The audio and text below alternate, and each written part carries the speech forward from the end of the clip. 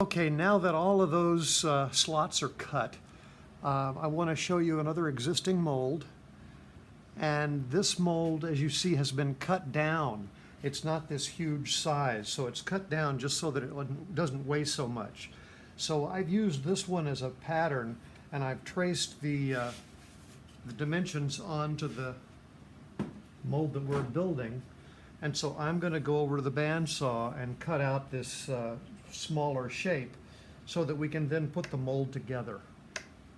So I'll do that next.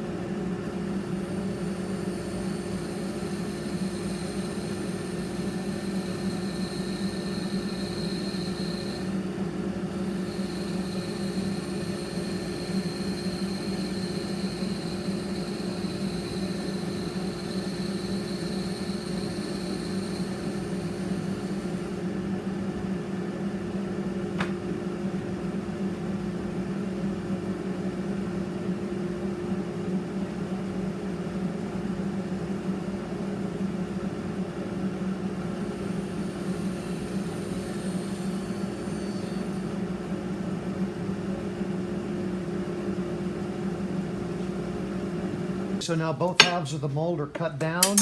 Everything's fitting together very nicely. There's our slot. The threaded rod goes right in. So what I'm going to do is I'm going to go cut a couple of these threaded rods down, just hacksaw them off, put a wing nut and a regular nut on the ends, and bolt our new mold together so that we can then start shaping the top. So I will go cut these rods and be back in a few.